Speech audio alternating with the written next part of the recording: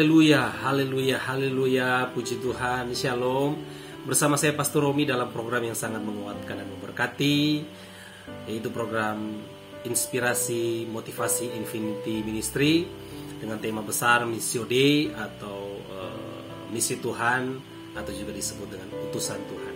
Hari ini saya baca satu ayat menjadi perenungan buat kita di dalam Yohanes 14 ayat yang ke-6 berkata demikian. Kata Yesus kepadanya, "Akulah jalan dan kebenaran dan hidup.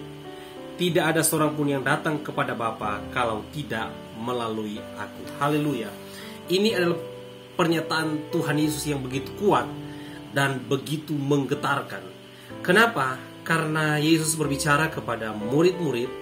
Dia berbicara tentang identitasnya yang sebenarnya itu adalah dia jalan, dia kebenaran, dan dia kehidupan. Dan itu yang menjadi topik saya pada program kali ini. Kenapa Yesus berkata dia jalan? Kenapa? Karena kita tahu bahwa sejak kejadian di Taman Eden, manusia Adam dan Hawa itu tidak taat.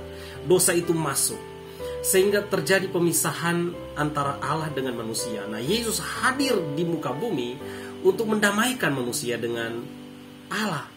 Dia menjadi jalan, dia menjadi perantara, dia menjadi jembatan, sehingga manusia yang tadinya tidak bisa bertemu dengan Bapa bisa bertemu kembali lewat karya salib Kristus. Yang kedua, Yesus berkata bahwa dia bukan hanya jalan, tetapi dia kebenaran. Kenapa? Karena di dalam dunia ini sejak manusia jatuh ke dalam dosa, ada begitu banyak ajaran-ajaran yang menyesatkan, dogma-dogma yang menyesatkan. Tetapi kebenaran tentang ajaran Yesus melenyapkan segala kegelapan-kegelapan, ajaran-ajaran yang tidak benar ini.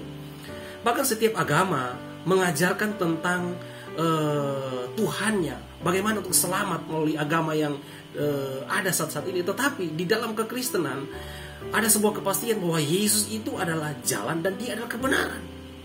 Ya, dia ajarannya benar, perilakunya benar, dan lewat dia kebenaran itu dinyatakan.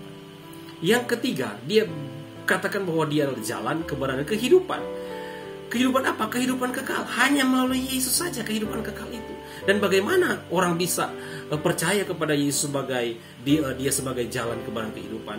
Nah, bagian kita sebagai utusan Tuhan untuk menjalankan misi Tuhan, yaitu kabarkan Injil, beritakan firman Tuhan, bahwa di dunia ini hanya satu-satunya yang bisa selamat dari dosa, yaitu kita percaya kepada Yesus Kristus sebagai Tuhan dan Juru Selamat.